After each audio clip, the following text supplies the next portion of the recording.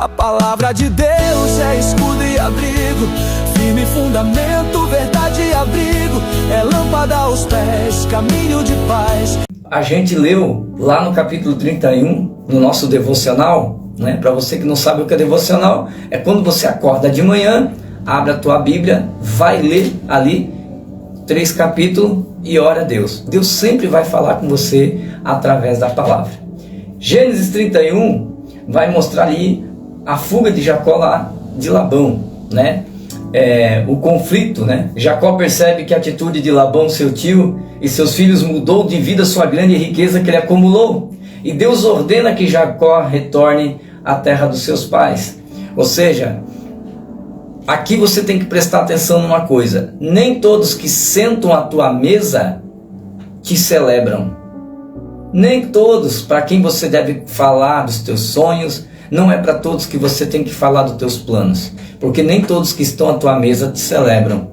Era para Labão ficar alegre com a riqueza de Jacó, porque Jacó era casada com a sua sobrinha Lia e Raquel, né? As 2 filhas lá. Você conhece a história, nós estávamos lendo, e era para ele ficar feliz, mas não. O que aconteceu? Infelizmente aconteceu a inveja. Então Deus permite essas coisas para que Jacó lá na frente tivesse aí seu próprio sustento sem depender de ninguém. Então tem portas que Deus vai fechar na sua vida, que é para que você cresça. Tem lugares que você precisa sair para crescer, senão você não cresce, né? E depois a gente viu lá a fuga. Jacó foge secretamente com a sua família, né, que é Lia e Raquel, e com os seus bens. Só que daí acontece um negócio: a Raquel ele furta os ídolos, né, que eram os terafins de seu pai. O que eram os ídolos? Eram 2 bonequinhos de madeira, que era um deus da agricultura, um deus pagão, que eles cultuavam, né, porque Jacó era crente, mas Labão e sua família era idólatra. Eles adoravam, né, imagens, adoravam deus pagões, né? E aqui você vai ver na frente que vai dar ruim por ela ter roubado esses ídolos. Aí Labão fica sabendo que Jacó foge e ele alcança, mas ele é avisado em sonho para não fazer mal com ele. Ou seja, vê como realmente Labão estava querendo fazer mal para Jacó, seu próprio sobrinho agora, né? Vê. Só que Deus fala: olha, não faça nada com ele. Então ele encontra Jacó e ali ele faz um pacto, né? Jacó, ele confronta Labão sobre as injustiças que ele sofreu, porque ele foi enganado. Ele trabalhou 7 anos por uma mulher, e no dia do casamento Labão embebedou ele, deu outra filha para ele casar, e quando ele acorda ele está com a filha mais velha e não está com Raquel. Aí ele tem que trabalhar mais 7 anos, ou seja, ele levou 14 anos para conseguir o que ele queria. Ele foi enganado injustamente. Então Jacó ele confronta Labão sobre as injustiças, e eles fazem um pacto de paz e se preparam ali e se separaram, né, na região montanhosa de Gileade. Esse foi o capítulo de número 31. Lá no capítulo 32 vai ser forte o que a gente viu lá. A gente viu que ao voltar, Jacó encontra anjos de Deus em um lugar chamado Manaim, né? E depois o Jacó ele se prepara para reencontrar o seu irmão Esaú, que vem ao seu encontro ali com 400 homens. Por que será que Jacó viria com 400, Esaú viria ao encontro do seu irmão com 400 homens? Porque coisa boa não era, né? Então ele divide a sua família Jacó divide a família em rebanhos, em 2 grupos, como medida de segurança. Mulheres e crianças ficam para trás e os homens vão na frente. Lá na frente, né, acontece o Peniel, né? Segundo a palavra, face a face com Deus. Jacó ele fica sozinho à noite e ele encontra um ser divino e ele cai no soco. Jacó literalmente ele cai no soco, cai na porrada com o anjo lá, agarra o anjo e o anjo começa a pedir para se soltar. Vê como é que pode, né? Olha como Deus é tremendo. O anjo, um sopro, fulminava Jacó. Mas o intuito do anjo estar ali era para abençoar e não para machucar. Então uma coisa aqui que você precisa entender no face a face: tem muita gente lutando com o diabo. Você vai ver que em nenhum momento, querido, você que está me ouvindo pelo 89.9, em nenhum momento Deus manda você lutar com o demônio. E o que você mais vê são homens e mulheres aí, né, em igrejas, ministérios, dizendo que são caçador de demônios. Porque uma coisa, eu também trabalho com libertação, mas eu não luto com Satanás. Não, é o Senhor que dá conta deles. A Bíblia é bem clara, diz o seguinte: resisti o diabo e ele fugirá de vós. É para lutar? Não, a Bíblia diz que é para você resistir, porque ele não tem poder sobre você.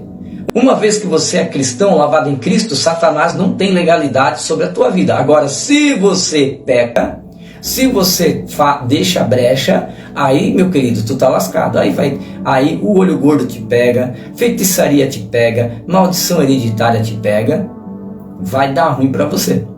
Então, se você anda separado, porque a palavra santo quer dizer separado, se você está separado para Deus, você se guarda, porque a Bíblia diz que sem santidade ninguém verá a Deus. Então tem muita gente cristã, muita gente evangélica, mas muito poucos santos. Nós vivemos uma geração que está deixando a santidade de lado e não está sendo pregado, ninguém está falando nada disso. Então a Bíblia não manda você lutar com o diabo, ao contrário. Toda vez que você vê uma bênção acontecendo na Bíblia, você sempre vai ver o homem lutando com Deus. Então para de lutar com o diabo e vai lutar com Deus. Jesus mesmo disse: bateis, bateis, bateis e vos abrirá. Tiago vai dizer: pedis, pedis e não recebereis, porque pedes mal, pede para a sua própria vanglória. Ou seja, toda vez que eu vou fazer algo, mas eu quero para me engloriar, para eu ser aquilo que eu não sou, para eu me fazer aquilo que eu não sou, Deus vai quebrar minhas pernas. Então, para de lutar com o diabo, apenas resista. O que é resistir? Buscar Deus. Quanto mais você busca Deus, o diabo fugirá de você. Então não lute com ele. Lembre-se que o arcanjo Miguel foi disputar o corpo de Moisés com Satanás. Você viu Miguel arcanjo brigando com Satanás? Não, ele nem tocou em Satanás. Ele disse a seguinte frase: que o Senhor te repreenda. Então para de perder tempo com o diabo, para de perder tempo de ficar lutando com quem já caiu. Satanás já foi derrotado na cruz, querido. Ele não tem mais poder contra você. Apenas se revista do sangue do Cordeiro, se revista com Cristo e Cristo virá ao teu socorro. Agora, você tem que lutar e insistir com Deus, ficar com Ele. Então Jacó, ele agarrou aquele ser divino, lutou até o alvorecer do dia. Então, enquanto eles estão ali brigando, o Senhor disse o seguinte: ele disse: solta-me, porque já está chegando o alvorecer do dia e as pessoas não podem me ver. Aí Jacó disse: somente se tu me abençoares. Aí, querido, olha o confronto. A palavra Jacó quer dizer enganador. Aí Deus pergunta para ele: qual é teu nome? E ele vai ter que reconhecer: eu sou enganador. Porque lembra, Jacó ele só colheu lá com seu tio Labão tudo que ele colheu em casa. Jacó tentou roubar a primogenitura do seu irmão. Jacó enganou seu pai, se passando por seu irmão, por isso que ele teve que fugir. E assim como ele enganou, agora ele foi enganado. Então tudo que você planta, você vai colher. Aí agora o que acontece? O anjo olha para ele e fala: qual é o teu nome? Enganador. Aí o anjo olha para ele assim: a partir de hoje tu não se chamarás mais Jacó, mas eu vou te chamar de Israel. A palavra Israel quer dizer príncipe. Então, de enganador, quando nós podemos trazer para nós éramos enganadores. Antes de Jesus, nós enganávamos a nós mesmos, achando que a alegria, a paz estava na cachaça, no cigarro, na maconha, na droga. Nós enganávamos os outros para ganhar dinheiro. O jeitinho brasileiro, que é a cultura, né? É uma maldição hereditária que está no país. Um dia eu falo sobre isso. Então, querido, entenda que quando Deus toca, Deus é um Deus de toque. Não tem como Deus te tocar e não te deixar uma marca, porque Deus é um Deus de toque. Quando Deus fala, Ele toca. E quando o anjo disse, então, a partir de hoje, teu nome será Israel, ou seja, príncipe, ou aquele que luta com Deus. E naquele momento o anjo toca no Jacó. Jacó tem a sua coxa deslocada. Ou seja, não tem como você ter um encontro com Deus e sair da mesma forma. Literalmente, Deus vai te quebrar as pernas. Foi o que aconteceu com Jacó. Literalmente, Deus quebrou as pernas de Jacó. Ele, no sentido figurado, ele deslocou. Alguém dizia, Jacó, tu está andando torto. Não. Primeiro, meu nome agora é Israel. Segundo, agora é que eu estou andando direito. Porque para o mundo, quando você se torna filho de Deus, você está torto, você é careta, você está perdendo tempo, você está dando dinheiro para pastor, o mundo te olha assim, porque você recebeu o toque de Cristo, o toque de Deus, e agora, segundo o mundo, você está andando torto, mas na verdade você está andando reto, segundo o céu. Aleluia! Então, depois, no Gênesis 33, a gente vai ver a reconciliação. Depois que ele é abençoado ali, ele faz um altar, e passa ali a noite adorando a Deus, agradecendo. Ele vai ao encontro com o seu irmão, aquele que ele enganou. Então, contra todas as expectativas, o medo de Jacó, Esaú recebe ele com abraços, beijos e choro. Olha como é que Deus muda a história. O cara saiu com 400 homens para encontrar Jacó, só que no caminho Deus entra com providência, porque quando você é tocado por Deus, todo o ambiente à tua volta muda. Deus muda em teu favor.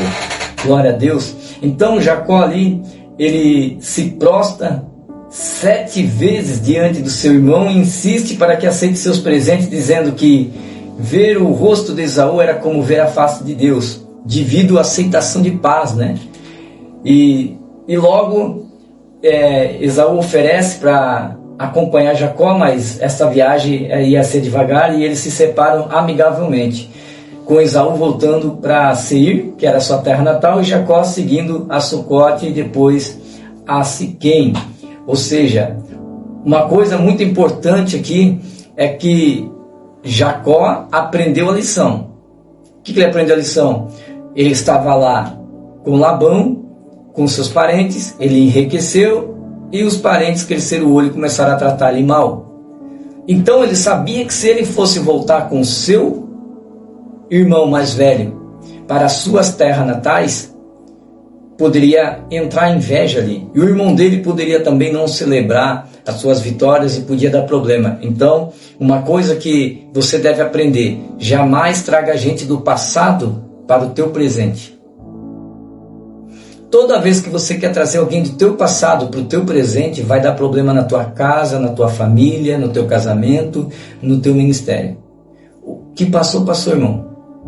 Não busque com as mãos o deserto. O que passou, passou. Viva o agora. Quem vive de passado é Satanás, que fica nos acusando com o passado, e museu. O resto é resto. Tá bom?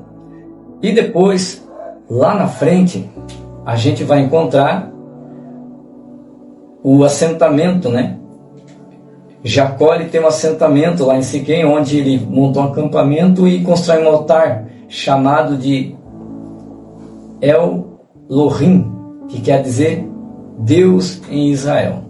Ou seja, trazendo um resumo temático dos 3 capítulos, vai dizer que esses capítulos nos mostram a transformação de Jacó, que deixa de depender apenas da astúcia para depender da proteção e a bênção de Deus, resultando na paz com seu passado, Labão, e com sua família, Esaú. Porque ele era um cara astuto, ele usava da sua inteligência, mas para fazer a maldade. Ele era um enrolador, ele enrolava.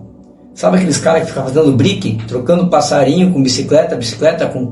Isso aí, irmão, é uma entidade maligna na vida desse cara. Esse cara vive amarrado, ele nunca vai prosperar para frente, vai ficar sempre para trás, porque quando você faz rolo, brique, igual faz, as pessoas não fazem para perder.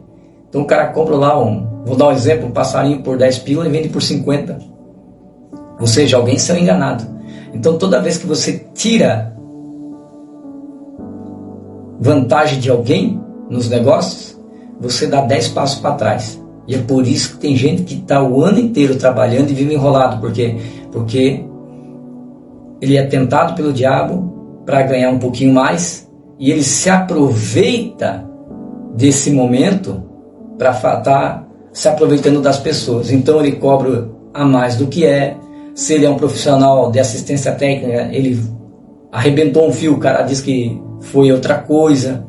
No seu trabalho, ele mente para o chefe, né? Eu não entendo, tem um povo aí que ora para Deus abençoar, dar um emprego, e quando o miserável pega o emprego, ele vai para o PA mentir que está com dor de barriga para ficar em casa. E ainda diz que foi Deus que abençoou. Não dá para entender esse povo, né? Então, tem povo, querido, que não prospera, vive amarrado, porque ele não tem a santidade da separação na vida dele. O que é a santidade da separação? Querido, a Bíblia ela é bem clara e simplória. Buscai a santidade sem a qual ninguém verá Deus.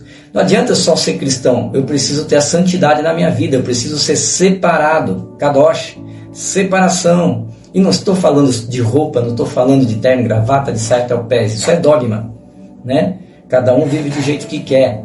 Mas aqueles que, a Bíblia diz, o quanto mais é dado, mais é cobrado. Então eu tenho que entender que santidade é ser separado para Deus. Eu tenho que viver para o próximo como se fosse para Deus. Sabe qual que é o meu direito? O meu direito é ser amado. Porque é a lei. Amar Deus sobre todas as coisas e o próximo como a ti mesmo. Então se o meu direito é ser amado, eu preciso praticar o direito de alguém. Quando eu pratico o direito de alguém, quando eu amo alguém sem querer algo em troca, automaticamente Deus levantará alguém para me amar. E Deus vai me honrar. Então, pratique o direito. O direito de Jacó, querido, era amar o seu irmão e não querer roubar a primogenitura dele. Olha o problema que ele conseguiu. E ele foi amar o seu irmão só depois de ser enrolado por Labão.